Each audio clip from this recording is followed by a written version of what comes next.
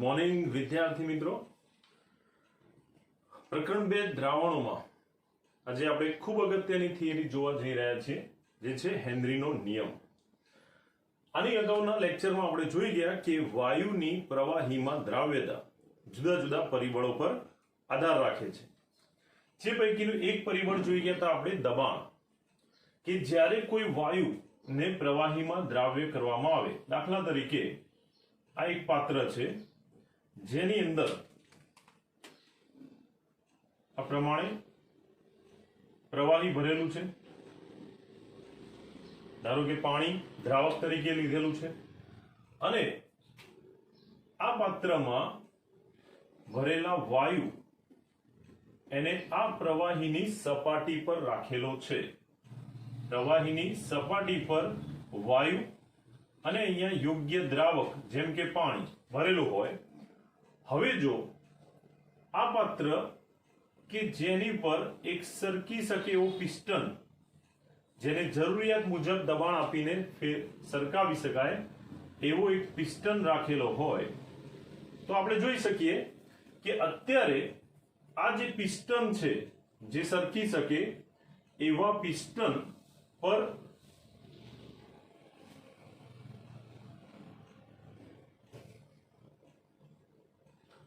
વજન ઓછું આપેલું છે।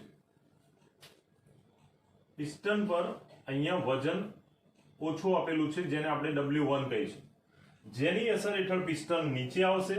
પિસ્ટન નીચે આવતા એ વાયુ ઉપર દબાણ લગાડશે અને પરિણામે વાયુ સંકોચાય છે અને આ વાયુના અણુઓ પ્રવાહીમાં દ્રાવ્ય થશે। એટલે કેટલાક અણુઓ પ્રવાહીમાં દ્રાવ્ય થશે। હવે ધ્યાન આપજો બરાબર, જો આ પ્રવાહી ઉપર રહેલો જે વાયુ ભાગ છે, વાયુનો આ જે જથ્થો છે, એની ઉપર રહેલા પિસ્ટનમાં જો દબાણ વધારવા માટે એની ઉપર વજન વધારીએ W1, W2, W3, તો આ વજન વધારતા હવે પિસ્ટન એ નીચેની તરફ આવશે। પરિણામે કંઈક આવું જોવા મળશે કે આ પિસ્ટન સરકીને વજન વધે એટલે પિસ્ટન નીચે આવશે, જેને કારણે હવે આ પ્રમાણે સ્થિતિ જોવા મળશે, જેમાં પ્રવાહી ભાગમાં પિસ્ટન નીચે તરફ આવતા વાયુ ઉપર દબાણ વધે છે, એટલે વાયુના વધુને વધુ અણુઓ એ પ્રવાહીમાં દ્રાવ્ય થાય છે। ટૂંકમાં જ્યારે અહીંયા વજન ઓછું આપેલું હતું અને પરિણામે ઓછું વજન હતું, ત્યારે પિસ્ટન વડે લાગતું દબાણ ઓછું હતું, અને દબાણ ઓછું હોય ત્યારે એમાં દ્રાવ્ય થયેલો વાયુની દ્રાવ્યતા પણ ઓછી હોય। જો એની સાપેક્ષે પિસ્ટન ઉપર વજન વધારવામાં આવે ત્યારે આ પિસ્ટન લાગુ પાડેલા વજનની અસર હેઠળ નીચે આવશે। પિસ્ટન નીચે આવતા વાયુને સંકોચન થશે અને આ સંકોચાયેલો વાયુ એ વધુ દબાણની અસર હેઠળ પ્રવાહીમાં વધુને વધુ માત્રામાં દ્રાવ્ય થાય છે। આમ વાયુ વધુ દ્રાવ્ય કેમ થયો? કારણ કે આપણે પિસ્ટનને નીચે લાવતા દબાણ વધે છે। વાયુ ઉપર દબાણ વધતા વાયુના અણુઓ સંકોચાય છે અને એ વાયુ વધુ દબાણની અસર હેઠળ પ્રવાહીમાં વધુ માત્રામાં દ્રાવ્ય થતા હોય છે। તો આ જે ઘટના છે એનો સૌપ્રથમ અભ્યાસ કરી અને વૈજ્ઞાનિક હેનરી એણે એક નિયમ આપ્યો વાયુની પ્રવાહીમાં દ્રાવ્યતાને લગતો, જે એના નામ ઉપરથી હેનરીના નિયમ તરીકે ઓળખાયો। તો આપણે એ નિયમ અને એના ઉપયોગો વિશે આ પ્રશ્નમાં જોઈશું। મોટા પ્રશ્ન તરીકે ખૂબ જ અગત્યનું, તમે જોઈ શકો, it is very most important. 4 માર્ક્સના જે પ્રશ્ન પૂછાતા હોય મોટા પ્રશ્ન તરીકે આ પૂછાય એવો ખૂબ અગત્યનો પ્રશ્ન, તો ધ્યાનથી સમજજો અને તૈયાર કરી દેજો। ચલો હવે વાત કરીએ આપણે, તો હેનરીએ જે નિયમ આપ્યો એ શેના માટે હતો? તો એવું દ્રાવણ કે જેમાં દ્રાવ્ય ઘટક વાયુ હોય અને એને જ્યારે કોઈ પ્રવાહી દ્રાવકમાં ઓગાળવામાં આવે તો એનાથી બનતું જે દ્રાવણ છે એ દ્રાવણમાં વાયુ ઘટકની દ્રાવ્યતા એની ઉપર દબાણની અસર સમજાવવાનો પ્રયોગ એ હેનરીએ આપ્યો હતો. તો હેનરીના નિયમની વાત કરીએ. હેનરીએ પ્રયોગોના મળતા પરિણામો પરથી જે આપણે હમણાં જોઈ ગયા કે દબાણ વધે છે, પિસ્ટન પર દબાણ વધે છે તેમ વાયુ વધુ માત્રામાં દ્રાવ્ય થાય છે. તો આ પ્રાયોગિક પરિણામોના આધારે હેનરીએ નિયમ આપ્યો હતો જે આ પ્રમાણે હતો. વૈજ્ઞાનિક હેનરીએ આપેલો નિયમ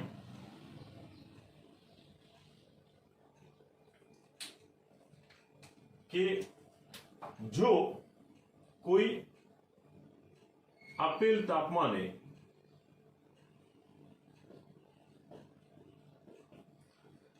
કોઈ વાયુ દ્રાવ્યને જો કોઈ પ્રવાહી દ્રાવકમાં ઓગાળી અને દ્રાવણ બનાવવામાં આવે તો તેવા વાયુને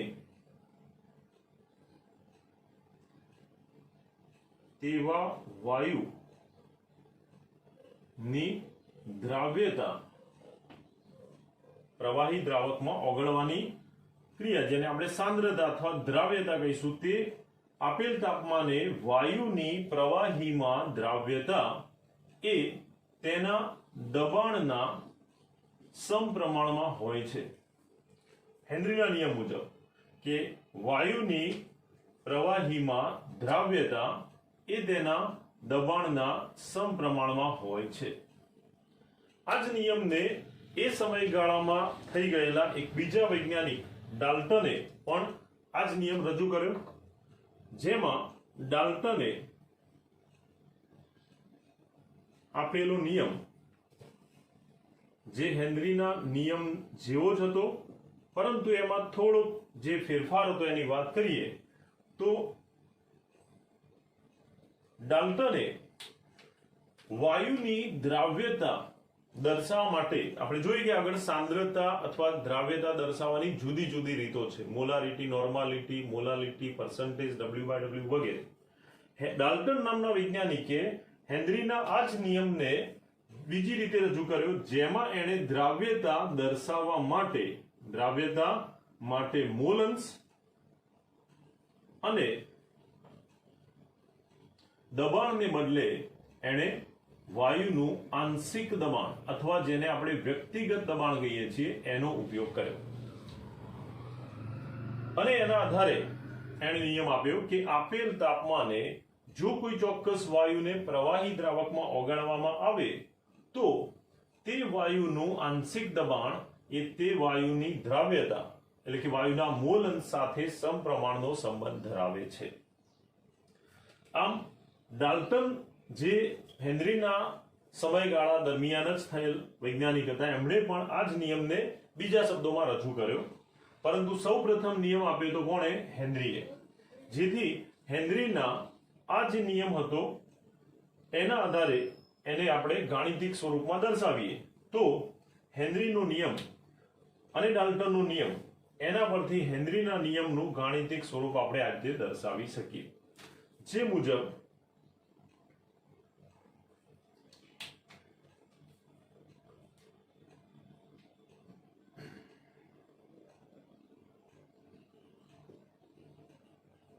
હેનરીના નિયમ નું ગાણિતીય સ્વરૂપ દર્શાવવા માટે આપણે આ રીતે લખી શકીએ. આ નિયમ જે ડાલ્ટને આપ્યો હતો એમાં પણ મોલ અંશ અને આંશિક દબાણ વચ્ચેનો સંબંધ સમપ્રમાણનો છે એવું દર્શાવવામાં આવેલું. હેનરીના નિયમના ગાણિતીય સ્વરૂપની વાત કરીએ તો આપેલા તાપમાને ચોક્કસ વાયુને પ્રવાહીમાં દ્રાવ્ય કરતા તે વાયુનું આંશિક દબાણ, જેમાં આપણે આંશિક દબાણને દર્શાવવા માટે દબાણને અંગ્રેજીમાં કહેવાય પ્રેશર, એના ઉપરથી P વડે, અને મોલ અંશને દર્શાવવા માટે દ્રાવ્યતા મોલ અંશમાં દર્શાવીએ જેની સંજ્ઞા છે x. એના પરથી આપણે લખી શકીએ કે આપેલા તાપમાને નિયત તાપમાને વાયુનું આંશિક દબાણ જેને પ્રેશર ઉપરથી P વડે દર્શાવીશું, જે તેની દ્રાવ્યતાના સમપ્રમાણમાં હોય છે. વાયુનું આંશિક દબાણ તે વાયુની દ્રાવ્યતા ના સમપ્રમાણમાં હોય છે. જેને આપણે ગાણિતિક સ્વરૂપે લખીએ તો આંશિક દબાણ એને દર્શાવવા માટે દબાણને પ્રેશર ઉપરથી P વડે દર્શાવીએ અને દ્રાવ્યતા મોલ અંશમાં દર્શાવીએ સાંદ્રતાના મોલ અંશ પદ્ધતિમાં. તો દ્રાવ્યતા મોલ અંશમાં દર્શાવતા આ રીતે લખી શકાય કે દબાણ એટલે કે પ્રેશર એ તેની દ્રાવ્યતા એટલે કે મોલ અંશના સમપ્રમાણમાં હોય છે. અહીંયા સમપ્રમાણતાનું ચિહ્ન દૂર કરી અને અચળાંક મૂકી દઈએ તો P બરાબર K into X આ થશે સૂત્ર. જ્યાં આ K માત્ર K ન લખતા એને હેનરી ના નામ ઉપરથી આ અચળાંકને હેનરી અચળાંક વડે દર્શાવવામાં આવ્યો, જેને KH સંજ્ઞા આપવામાં આવે છે. જેથી આપણને આ પ્રમાણેનું સમીકરણ મળશે P બરાબર KH into X, જેને કહી દઈએ આપણે સમીકરણ નંબર 1. જ્યાં P એ પ્રેશર એટલે કે દબાણ દર્શાવે છે, અથવા આપણે એને આંશિક દબાણ કહી શકીએ. X એ દ્રાવ્યતા દર્શાવે છે, જે દ્રાવ્યતાનું મૂલ્ય મોલ અંશમાં છે. આમ જ્યાં X એ દ્રાવ્યતા મોલ અંશમાં, જ્યારે KH એ હેનરી ની યાદમાં આપેલો અચળાંક છે. તો KH એ હેનરી અચળાંક છે. P જે વાયુનું દબાણ અથવા આંશિક દબાણ કહેવાય, જેને પ્રેશર ઉપરથી P સંજ્ઞા વડે આપેલ છે, અને X એ વાયુને દ્રાવ્યતા મોલ અંશમાં દર્શાવેલ છે.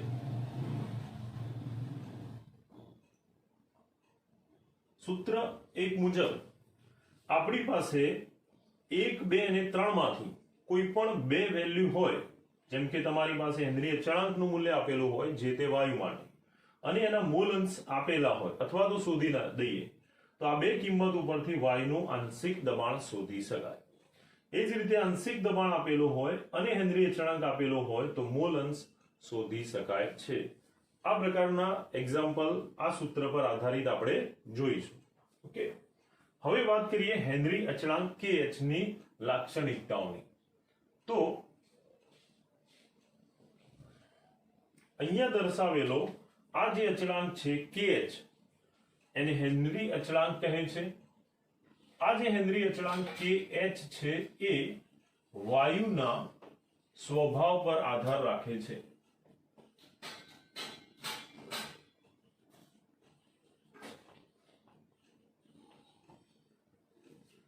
કારણ કે જુદા જુદા વાયુ માટે નિશ્ચિત તાપમાને હેનરી અચળાંકનું મૂલ્ય અલગ અલગ હોય. દાખલા તરીકે 293 કેલ્વિન, જેને આપણે સેલ્સિયસમાં 20°C કહીશું, એમાં હેનરી અચળાંક એક વાયુ ઓક્સિજન માટે જે મળશે એના કરતા આ જ તાપમાને ઓક્સિજનને બદલે નાઇટ્રોજનનો જો હેનરી અચળાંક જોઈશું તો એ અલગ મળશે. જેમ કે ઓક્સિજન માટે 293 કેલ્વિન તાપમાને હેનરી અચળાંકનું મૂલ્ય છે 34.86 બાર. તમે જોઈ શકો, પ્રાયોગિક રીતે મૂલ્ય યાદ રાખવાની જરૂર નથી. જ્યારે આ જ તાપમાન 293 કેલ્વિન તાપમાને નાઇટ્રોજન માટેનો હેનરી અચળાંકનું મૂલ્ય છે 76.48. તો આ દર્શાવે છે કે આ બંને વાયુ ઓક્સિજન અને નાઇટ્રોજન બે જુદા જુદા વાયુ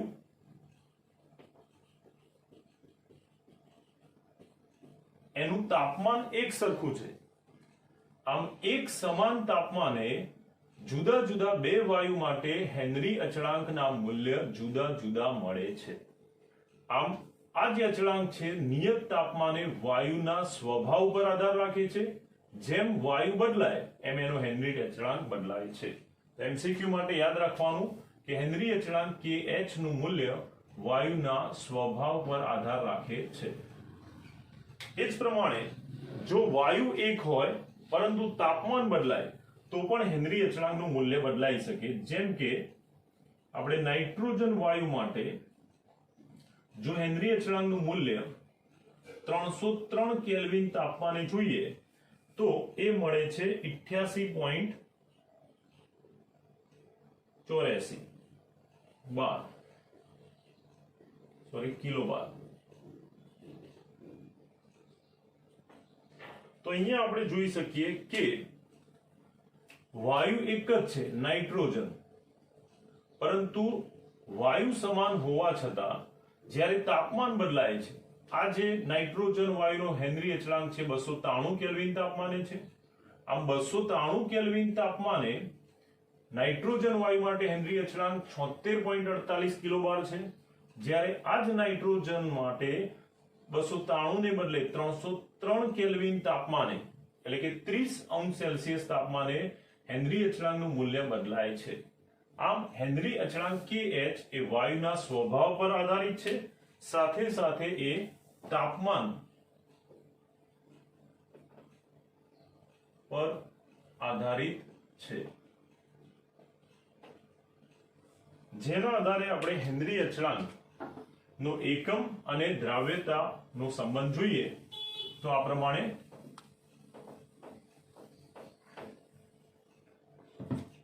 સમજી શકાય. સૌથી પહેલું એમસીક્યુ માટે આ યાદ રાખવાનું. નંબર 2, હવે આપણે જોઈએ હેનરી અચળાંક KH નો એકમ. તો હેનરી અચળાંક KH નો એકમ સમીકરણ 1 પરથી મેળવી શકાય. સમીકરણ 1 જે હેનરીના નિયમનું ગાણિતિક સૂત્ર થશે. યાદ રાખજો, સમીકરણ 1 એ હેનરીના નિયમનું ગાણિતિક સૂત્ર છે. એ સૂત્રનો ઉપયોગ કરીએ તો P બરાબર KH into X, જેમાં આપણે હેનરી અચળાંક KH નો એકમ મેળવવો છે તો એને કરતા બનાવીએ એટલે દ્રાવ્યતા આ બાજુ આવશે છેદમાં P/X is equal to KH. હવે જો આપણે KH નો એકમ મેળવવો હોય તો એના માટે આ P/X એના એકમ નો ઉપયોગ કરી શકાય. આપણે જોઈએ કે x જે મૂળ અંશ છે એનો કોઈ એકમ હોતો નથી. x નો કોઈ એકમ હોતો નથી કારણ કે મૂળ અંશ એકમ રહિત છે, પરંતુ આ દબાણ દર્શાવે છે જેનો એકમ થશે બાર અથવા કિલોબાર. P એ દબાણ દર્શાવે છે જેનો એકમ થશે બાર. તો આનો કોઈ એકમ નથી એટલે આપણે કહી શકીએ કે દબાણનો જે એકમ છે એ જ હેનરી અચળાંક KH નો એકમ થશે. એટલા માટે દબાણનો એકમ આપણે લખી શકીએ અહીંયા કે KH એ દબાણ સાથે સમપ્રમાણનો સંબંધ ધરાવે. x નો મૂળ અંશનો કોઈ એકમ નથી, માટે દબાણનો એકમ એ જ હેનરી અચળાંક KH નો એકમ થશે. તેથી KH નો એકમ એ દબાણના એકમ તરીકે 12 હોઈ શકે અથવા તો એને આપણે કિલોબાર લખી શકીએ, જ્યાં 1 કિલોબાર એટલે 1000 બાર થશે. તો આ થશે હેનરી અચળાંક KH નો એકમ. હવે KH નું મૂલ્ય દ્રાવ્યતા સાથે કેવો સંબંધ ધરાવે છે એની વાત કરીએ તો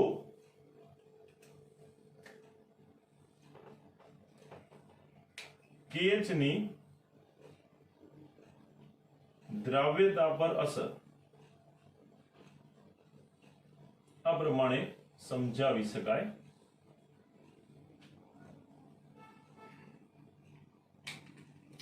સૂત્ર જે હતું P બરાબર KH into X, જેમાં X એ વાયુના મોલ અંશ એટલે કે દ્રાવ્યતા દર્શાવે છે. જો આપણે એને કરતા બનાવીએ તો KH આ બાજુ છેદમાં આવશે, therefore દ્રાવ્યતા X બરાબર થશે P છેદમાં KH. દ્રાવ્યતાને કરતા બનાવતા KH દબાણ સાથે છેદમાં આવશે, જે દર્શાવે છે કે દ્રાવ્યતા અને KH નો એકમ એકબીજા સાથેનો સંબંધ કેવો છે? વ્યસ્ત પ્રમાણનો. દ્રાવ્યતા X ચલે છે 1/kh, જે દર્શાવે છે કે જો kh નું મૂલ્ય જે છેદમાં છે એ વધુ હોય તો દ્રાવ્યતા ઓછી થશે, અને એનાથી વિરુદ્ધ જો kh નું મૂલ્ય ઓછું હશે તો દ્રાવ્યતાનું મૂલ્ય વધારે થશે, કારણ કે દ્રાવ્યતા એ kh સાથે કેવો સંબંધ ધરાવે છે? વ્યસ્ત સંબંધ. એટલે જુદા જુદા બે વાયુ માટે હેનરી અચળાંક આપેલા હોય તો એના આધારે કયો વાયુ પ્રવાહીમાં વધારે દ્રાવ્ય હશે એ આપણે નક્કી કરી શકીએ.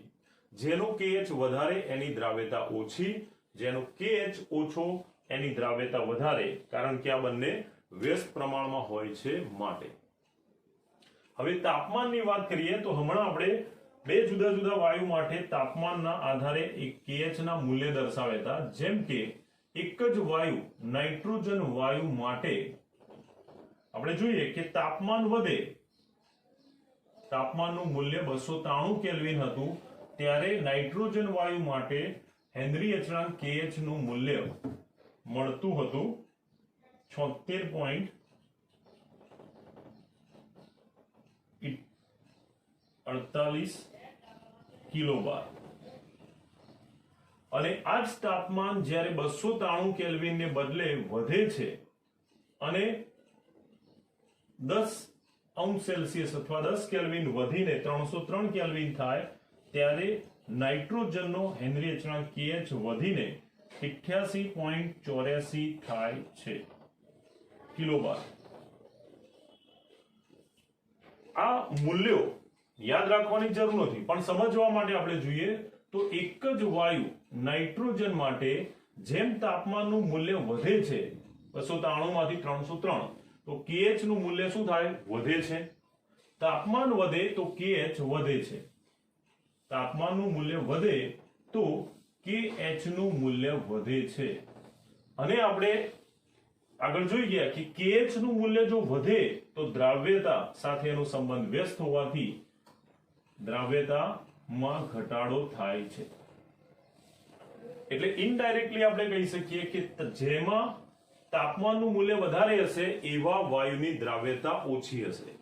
બરાબર? આ પદ દર્શાવે છે કે તાપમાન વધે તો kh વધે અને kh વધે તો દ્રાવ્યતા ઘટે.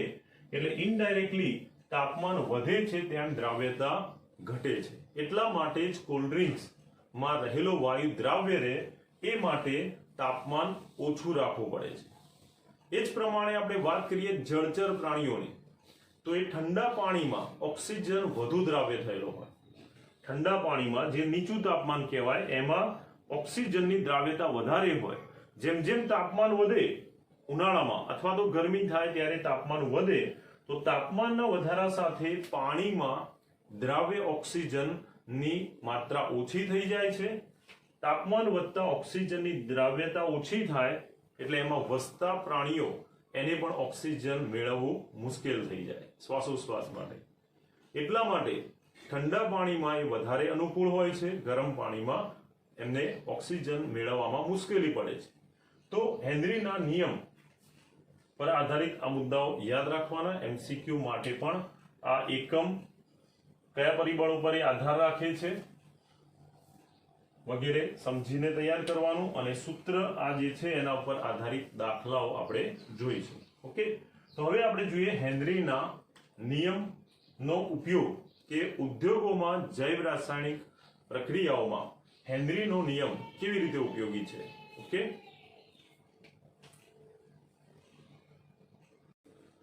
મિત્રો હવે જોઈએ આપણે હેનરીના નિયમનું જે સૂત્ર છે એને આલેખથી. તો હેનરીનો જે નિયમ હતો એ નિયમ અનુસાર P બરાબર KH into X આ સૂત્ર હતું. જો કોઈ એક નિશ્ચિત વાયુ માટે આપેલા યોગ્ય દ્રાવકમાં એનું દબાણ જેમ જેમ બદલતા જઈએ તેમ જુદા જુદા દબાણે વાયુની જે દ્રાવ્યતા છે જેને આપણે મોલ અંશ એકમમાં લઈએ છીએ તેનું મૂલ્ય કેવું મળે છે, ખરેખર સંબંધ સમપ્રમાણનો છે કે નહીં એ નક્કી કરી શકાય. તો જેના માટે હેનરીએ કરેલા એક પ્રયોગના પરિણામો આપણે જોઈશું.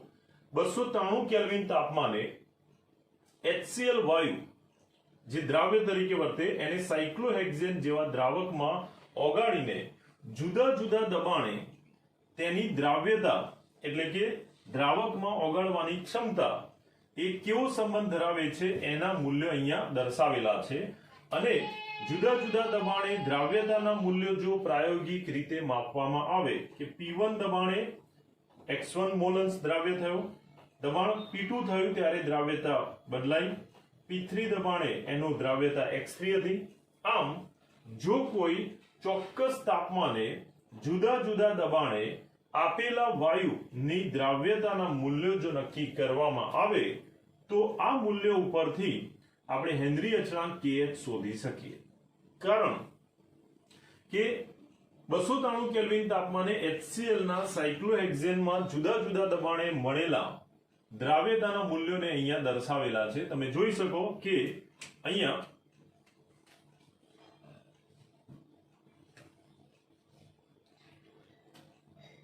x અક્ષ ઉપર મોલન્સ જે દ્રાવ્યતા છે એના મૂલ્યો દર્શાવેલા છે. y અક્ષ ઉપર જ્યાં દબાણના મૂલ્યો દર્શાવેલા છે. x અક્ષ ઉપર મોલન્સ અને y અક્ષ ઉપર તેને અનુરૂપ દબાણ દર્શાવેલું છે. આપણે જોઈ શકીએ કે આ મૂલ્ય જ્યાં દબાણનું મૂલ્ય શૂન્ય હોય P = 0 જ્યારે વાયુ પર દબાણ નથી લાગતું ત્યારે એની દ્રાવ્યતા મોલન્સમાં પણ કેટલી છે 0. એટલા માટે અહીંયા આલેખ ઉગમ બિંદુથી શરૂ થશે. હવે જેમ જેમ દબાણ વધશે તેમ દબાણ વધશે તો ઊંચા દબાણે એની દ્રાવ્યતા પણ વધે છે. હજુ દબાણ જો વધારવામાં આવે તો જોઈ શકાય કે દ્રાવ્યતા વધશે. આમ દબાણના મૂલ્ય વધતા જશે તેમ તેમ દ્રાવ્યતા પણ વધશે. જેમ કે જોઈ શકાય કે 512 દબાણે દ્રાવ્યતા 0.01 મોલ અંશ છે. દબાણનું મૂલ્ય જો બમણું કરી દઈએ તો દ્રાવ્યતા જે 0.01 છે આ દબાણે એ દબાણ બમણું કરતા દ્રાવ્યતા પણ જોઈ શકાય કે વધે છે, જમણી બાજુ ખસે છે. આમ આ દર્શાવે છે કે દબાણ એ દ્રાવ્યતા સાથે સમપ્રમાણનો સંબંધ ધરાવે છે. જ્યારે આપણે આવા જુદા જુદા દબાણે દ્રાવ્યતાના મૂલ્યોને આલેખમાં દર્શાવીએ તો આવો જે આલેખ છે એ કેવો મળશે? સીધી રેખા. યાદ રાખજો, દબાણ વિરુદ્ધ દ્રાવ્યતા મોલ અંશનો આલેખ કેવો મળશે? સીધી રેખા. જો આ સીધી રેખા પર આપણે કાટકોણ ત્રિકોણ બનાવી અને જો એનો ઢાળ શોધી દઈએ, ઢાળ AC, ત્રિકોણ ABC, એમાં ઢાળનું મૂલ્ય જો શોધી દઈએ તો આ ઢાળનું મૂલ્ય શું આપશે? હેનરી અચળાંક kh. કેવી રીતે? તો જો અહીંયા કે જે સૂત્ર હતું એ આ પ્રમાણે હતું P = kh × x. આને આપણે સીધી રેખાના સમીકરણ સાથે સરખાવી દઈએ સુરેખ સમીકરણનું સ્વરૂપ. તો સુરેખ સમીકરણનું સ્વરૂપ હતું આ રીતે: y = mx + c. જે અનુસાર આ સુરેખ સમીકરણનું જે સ્વરૂપ છે એને આ હેનરીના સમીકરણ સાથે સરખાવતા આપણે જોઈ શકીએ કે x અક્ષ ઉપર શું લેવાનું થશે? મોલન્સ. x અક્ષ ઉપર મોલન્સના મૂલ્યો અને y અક્ષ ઉપર એને અનુરૂપ મળતા જુદા જુદા દબાણના મૂલ્યો લેતા x અક્ષ ઉપર મોલન્સ અને y અક્ષ ઉપર દબાણના મૂલ્યો લઈ અને આલેખ દોરતા સીધી રેખા મળે છે. જે સીધી રેખામાં આ ઢાળનું મૂલ્ય દર્શાવે છે. અહીંયા ઢાળ એ m છે, m એ ઢાળ દર્શાવે છે. સમીકરણને સરખાવતા ઢાળનું જે મૂલ્ય મળશે એ વાસ્તવમાં કોનું મૂલ્ય મળશે? તો હેનરી અચળાંક kh.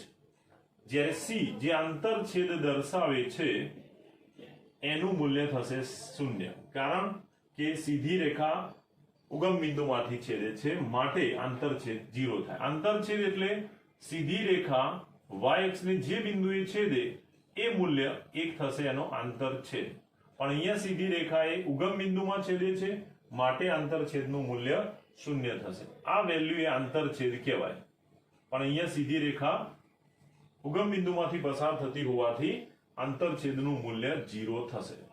તો આ પ્રમાણે જો આપણે જુદા જુદા દબાણે કોઈ એક વાયુ માટે આપેલા તાપમાને મોલ અંશના મૂલ્યો મેળવીએ અને એને આલેખમાં દર્શાવીએ તો આ રીતે જુદા જુદા દબાણે મોલ અંશના મૂલ્યો માટે મળતો આલેખ જે સીધી રેખા મળે છે, આ સીધી રેખાનો ઢાળ નું મૂલ્ય એ આપણને હેનરી અચળાંકનું મૂલ્ય આપશે. તો યાદ રાખવાનું, ઢાળના મૂલ્ય ઉપરથી હેનરી અચળાંક KH નું મૂલ્ય મેળવી શકાય છે. ઓકે, હવે વાત કરીએ આપણે હેનરીના નિયમની ઉપયોગિતા.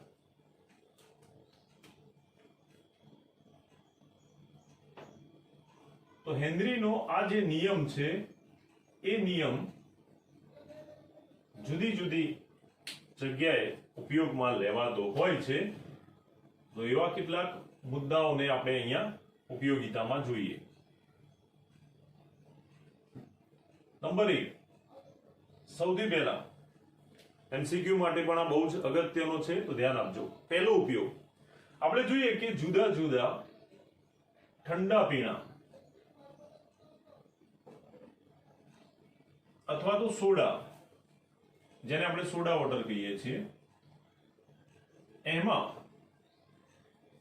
વાયુ જે દ્રાવ્ય કરવામાં આવે છે, કોઈ પણ કોલ્ડ ડ્રિંક્સ હશે, ઠંડા પીણા, બિયર હોય, સોડા વોટર હોય, તો એમાં જેવું આપણે બોટલનું ઢાંકણ ખોલીશું તો અંદર રહેલા વાયુ દબાણ ઓછું થવાને કારણે તરત ઉભરા સાથે બહાર આવે છે. તો એ દર્શાવે છે કે એમાં ઊંચા દબાણે વાયુને દ્રાવ્ય કરી અને એને બંધ કરવામાં આવેલો હોય છે. આમ અહીંયા આપણે જોઈ શકીએ તો હેનરીના નિયમનો ઉપયોગ થાય છે ઠંડા પીણા, સોડા વોટર, બિયર વગેરેમાં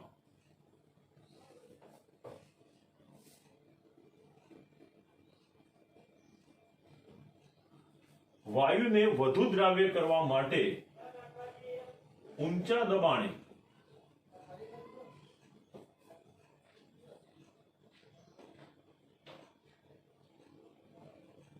વાયુને દ્રાવ્ય કરી બોટલ બંધ કરવામાં આવે છે. જેમ કે આગળ આપણે શીખી ગયા એમ પિસ્ટન વડે વધુ દબાણ આપતા વાયુ વધારે માત્રામાં દ્રાવ્ય થશે પ્રવાહીમાં, અને પ્રવાહીમાં જેટલો વાયુ વધારે દ્રાવ્ય થાય પછી એને બંધ કરી દેવામાં આવે, સીલ કરી દેવામાં આવે, તો એ વાયુ અંદર પ્રવાહીમાં ભળેલો રહેતો હોય છે. અને એ જે બોટલ છે એને જ્યારે ખોલવામાં આવે ત્યારે બોટલ ખોલતા અંદર રહેલો વાયુ એ દબાણ ઓછું થવાને કારણે બોટલનું ઢાંકણું ખોલીશું એટલે હવાના સંપર્કમાં આવતા એનું દબાણ ઘટે છે અને દ્રાવ્ય થયેલો પ્રવાહી સ્વરૂપમાં રહેલો વાયુ સ્વરૂપે ઉભરા સાથે બહાર આવશે. જેટલો વાયુ વધારે દ્રાવ્ય કર્યો છે એટલો ઉભરા વધારે આવશે. એટલા માટે જ કેટલીક વાર આપણે વધારે સ્ટ્રોંગ સોડા બનાવવા માટે સોડા બનાવનાર વ્યક્તિ વધારે પ્રેસ કરશે, જેથી એમાં CO2 વધારે દ્રાવ્ય થશે, ઉભરા વધારે આવશે. બિયર, શેમ્પેન આ બધામાં ઉભરા વધારે આવતા હોય, સોફ્ટ ડ્રિંક કરતા થમ્સઅપ કે પેપ્સીમાં વધારે ઉભરા આવતા હોય, એનો મતલબ કે એમાં વધારે કાર્બન ડાયોક્સાઇડ દ્રાવ્ય કરેલો છે ખૂબ ઊંચું દબાણ આપીને. તો અહીંયા વાયુને વધુ દ્રાવ્ય કરવા માટે ઊંચું દબાણ આપવામાં આવે છે અને એને વધુ માત્રામાં દ્રાવ્ય કરવામાં આવે છે.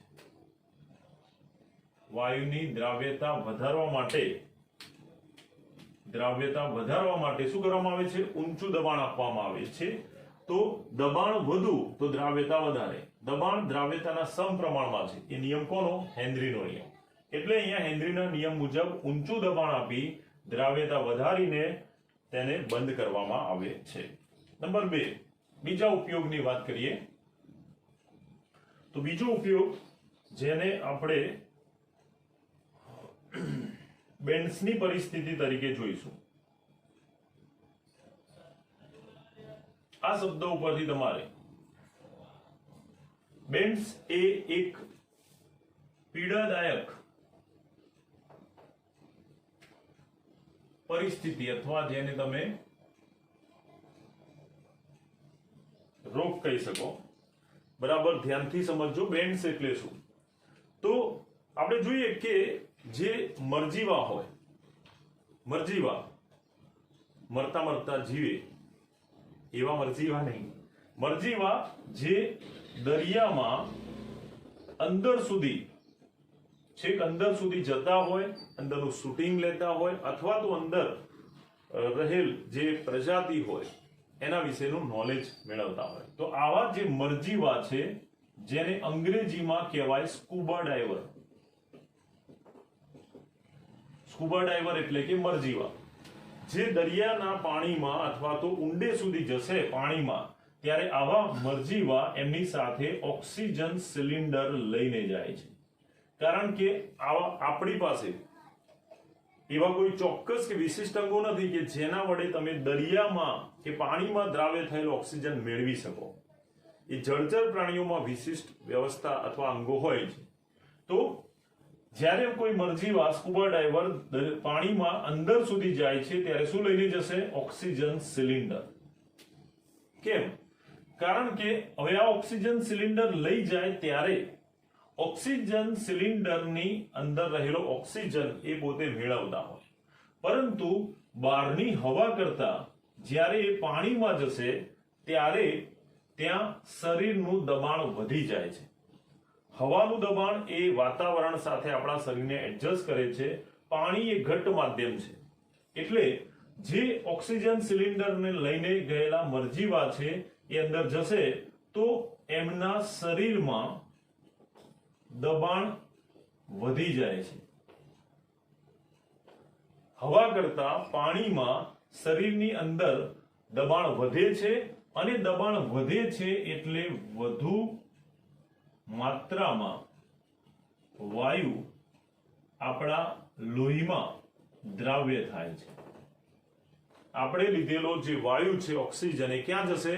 તો એ રુધિરમાં હિમોગ્લોબિન સાથે જોડાતો હોય છે, ઓક્સી હિમોગ્લોબિન સંકીર્ણ બનાવે. પરંતુ જ્યારે પાણીની અંદર વ્યક્તિ હશે ત્યારે પાણીમાં દબાણ વધવાને કારણે શરીરમાં દબાણ વધે છે વાયુનું, માટે એ વાયુ લોહીમાં રુધિરમાં વધુને વધુ માત્રામાં દ્રાવ્ય થાય છે. પરિણામે ઓક્સિજન અને એની સાથે રહેલા નાઇટ્રોજન જેવા વાયુ લોહીમાં વધારે માત્રામાં દ્રાવ્ય થાય છે.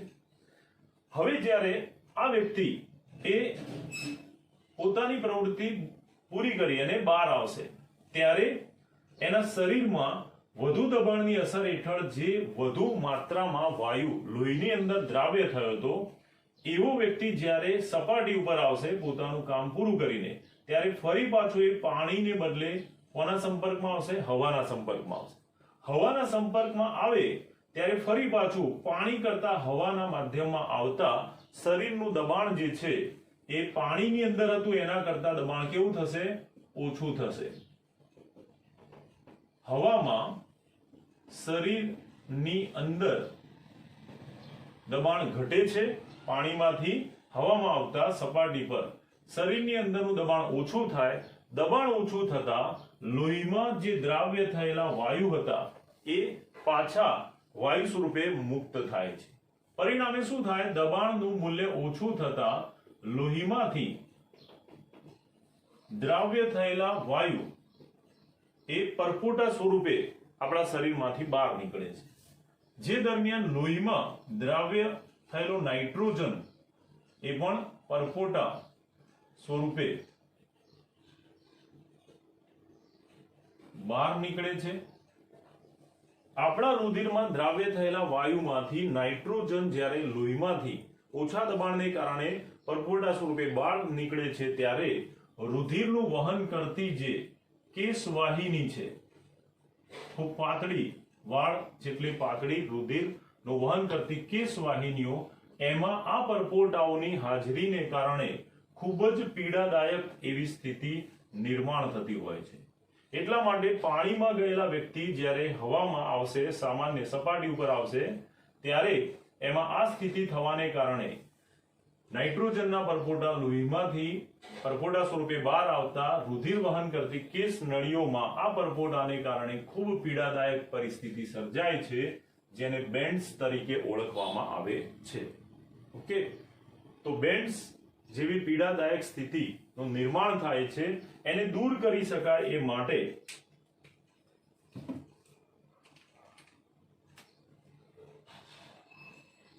એના ઉપાય તરીકે બેન્ડ્સની પરિસ્થિતિ ન રચાય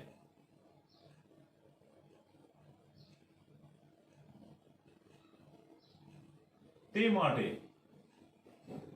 મરજીવા જે ઓક્સિજન સિલિન્ડર લઈ જાય છે એમાં નિષ્ક્રિય વાતાવરણ પ્રાપ્ત કરવા માટે અને નાઇટ્રોજન બહાર નીકળે ત્યારે કેસ વાહિનીઓમાં ઉત્પન્ન થતી પીડાદાયક સ્થિતિ,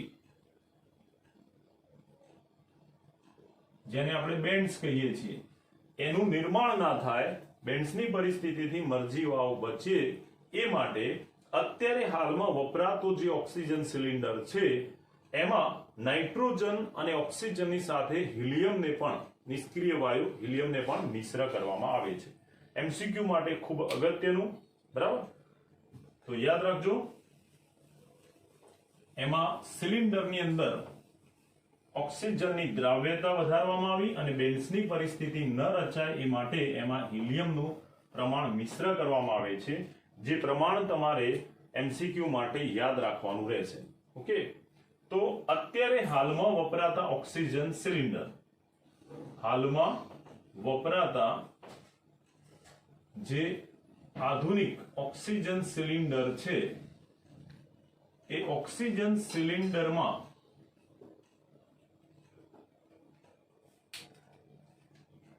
કયા કયા ઘટકોને મિશ્ર કરવામાં આવે છે?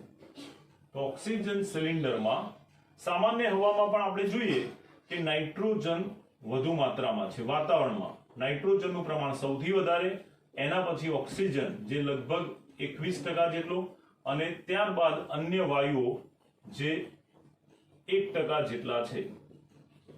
આ જ પ્રમાણે ઓક્સિજન સિલિન્ડરની અંદર જે પ્રમાણ ભરવામાં આવે છે એ વાતાવરણમાં જે પ્રમાણ છે વાયુઓનું એ જ પ્રમાણે ક્રમ રહેશે. આ સૌથી વધુ, બીજા ક્રમે ઓક્સિજન અને અન્ય વાયુ. તો ઓક્સિજન સિલિન્ડરની અંદર પણ નાઇટ્રોજન વાયુ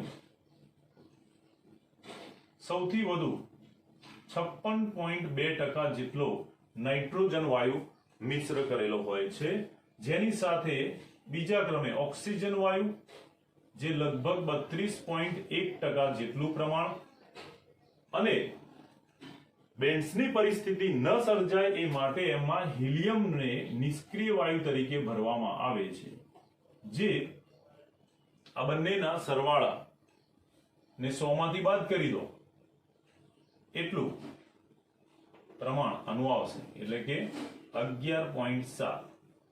તમે કોઈ પણ બે વેલ્યુ યાદ હશે, આ સૌથી વધુ, આ બીજા ક્રમે, તો હિલિયમનું પ્રમાણ કેટલું, તો આ ત્રણેયનો સરવાળો ટકા કેટલા થવા જોઈએ? 100 થવા જોઈએ.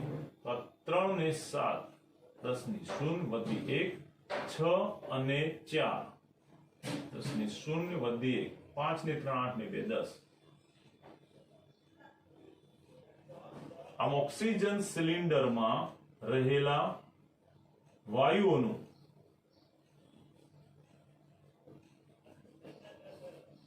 કુલ પ્રમાણ ટકામાં આ પ્રમાણે થશે.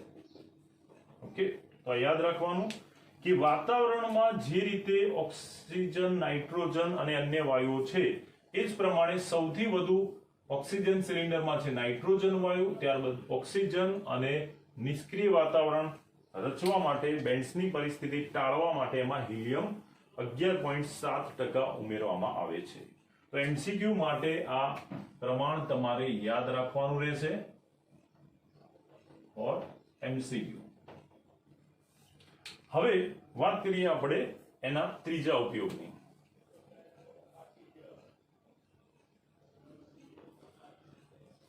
તો એમાં વાત કરીશું આપણે પર્વતારોહકો. ઓક્સિજન સિલિન્ડર નો ઉપયોગ પર્વતારોહકો પણ કરતા હોય છે. કેમ? જેમ મરજીવા એ દરિયાના પાણીમાં અંદર સુધી, મરીન લાઈફ જેને કહેવાય, છેક તળિયે, દરિયાના તળિયે જે સજીવોની ડિસ્કવરીમાં આપણે જોતા હોય એને મરીન લાઈફ કહેવાય. એ રીતે ત્યાં દરિયાના પાણીમાં જેમ ઓક્સિજનની જરૂર પડે એમ પર્વતારોહકોને પણ ઓક્સિજન સિલિન્ડરની જરૂર પડતી હોય છે. કારણ કે પર્વતારોહક જેમ જેમ ઉપર જતા જશે તેમ આપણી આસપાસ રહેલ સામાન્ય હવા એનું વાતાવરણનું દબાણ છે એક વાતાવરણ, આશરે એક વાતાવરણ દરિયાની સપાટી ઉપર. પણ જેમ જેમ આપણે પર્વત ઉપર જતા જઈએ તેમ ઊંચાઈ વધતી જાય તેમ તેમ શું થશે? હવા પાતળી થતી જશે. હવા પાતળી થશે એટલે બહારનું વાતાવરણ એ ઓછું દબાણ ધરાવતું હશે. જેમ કે આપણે વાત કરીએ કે દરિયાની સપાટી પર દબાણ વાતાવરણનું 1 બાર છે, તો સામાન્ય પર્વતની ઊંચાઈએ જતા એનું દબાણ ઘટતું જાય, જે 0.9, 0.8, 0.7 એમ દરિયાની સપાટીના દબાણ કરતા વાતાવરણનું દબાણ ઊંચાઈ ઉપર ઓછું જોવા મળે છે. હવા પાતળી હોવાથી આ ઓછા દબાણને કારણે આપણા શરીરની અંદર રહેલું દબાણ, આપણા શરીર એ વાતાવરણના આ ઓછા દબાણ સાથે અનુરૂપ થવા જાય છે, જેને કારણે શરીરમાંથી વાયુ બહાર આવવાનો પ્રયત્ન કરશે, જેની સાથે સાથે રુધિર પણ બહાર આવી જશે. એટલા માટે ઊંચાઈએ જતા પર્વતારોહકો અથવા તો ઊંચાઈ વાળા વિસ્તાર પર જતા નસકોરી ફૂટે છે. નસકોરી ફૂટવું એટલે શરીરમાંથી રુધિર બહાર આવવું નાક મારફતે. તો એ હવા પાતળી હોવાને કારણે આવું થતું હોય છે. આવું ન થાય એ માટે આ જે પરિસ્થિતિ છે, જ્યારે આપણે ઊંચાઈ વાળા વિસ્તારમાં જઈશું, હવા પાતળી હશે, આપણા શરીરમાં દ્રાવ્ય થયેલા વાયુઓ બહાર નીકળવા જશે અને એની સાથે રુધિર પણ બહાર આવી શકે છે, જેને આપણે નસકોરી ફૂટવું એવું કહીએ છીએ. તો હવા પાતળી હોવાથી ઊંચાઈ વાળા વિસ્તાર તરફ જતા આ જે સ્થિતિ સર્જાય છે, એને કારણે વ્યક્તિમાં નબળાઈ આવી અથવા તો સ્પષ્ટ રીતે વિચારી ન શકે, શ્વાસ લેવામાં તકલીફ પડે જેવા, શ્વાસમાં તકલીફ પડવી, સ્પષ્ટ વિચારી ન શકવું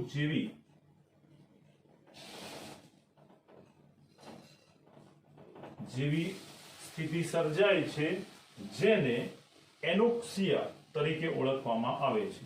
આવી જે બીમારી છે એને શું કહેવાય? એનોક્સિયા. તો યાદ રાખવાનું કે દરિયાના પાણીમાં અથવા તો પાણીની અંદર જે સ્થિતિ રચાય છે, પીડાદાયક સ્થિતિ, એને બેન્ડ્સ કહેવામાં આવે છે, જેમાં કેશવાહિનીમાં ખૂબ પીડા અથવા દુખાવો થતો હોય. જ્યારે પર્વતારોહકો ઉપર તરફ જાય છે ત્યારે આ પ્રકારના લક્ષણો ધરાવતી જે સ્થિતિ સર્જાય છે એને એનોક્સિયા કહેવામાં આવે છે.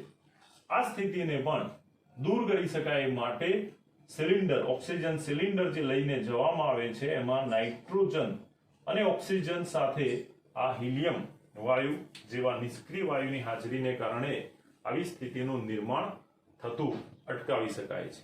ઓકે, તો અહીંયા પણ ઓક્સિજન વાયુને વધુ દ્રાવ્ય કરવામાં આવે. જૂના ઓક્સિજન સિલિન્ડરમાં માત્ર 2% ઓક્સિજન અને 98% નાઇટ્રોજન ધરાવતા સિલિન્ડર આવતા હતા. જે ઓક્સિજન માત્ર 2% હોવાથી એ તરત વપરાઈ જતું. એટલે ઓક્સિજનની દ્રાવ્યતા વધારવા માટે નાઇટ્રોજન સાથે હિલિયમનું આ યોગ્ય પ્રમાણ ઉમેરવામાં આવે તો ખૂબ ઊંચું દબાણ આપી પ્રાપ્ત થાય છે, અને આના કારણે ઉત્પન્ન થતું ઊંચું દબાણ ઓક્સિજનને વધુ માત્રામાં સિલિન્ડરમાં ભરી શકે છે, દ્રાવ્ય કરી શકે છે. તો અહીંયા પણ વધુ દબાણ તો વધુ દ્રાવ્યતા, એની અસર હેઠળ જે 2% ઓક્સિજન જૂના સિલિન્ડરમાં હતું એને બદલે લગભગ 32.1%, એટલે કે 16 ગણી ક્ષમતા ઓક્સિજન સિલિન્ડરમાં ઓક્સિજન વાયુને ભરવાની ક્ષમતા 16 ગણી વધારી શકાય છે. ઓકે, તો દબાણ વધે તો દ્રાવ્યતા વધે. આ હેનરીના નિયમ પર આધારિત ઉપયોગો યાદ રાખવાના. ઓક્સિજન સિલિન્ડરમાં રહેલા વાયુનું પ્રમાણ MCQ માટે યાદ રાખવાનું. Okay, bye, thank you.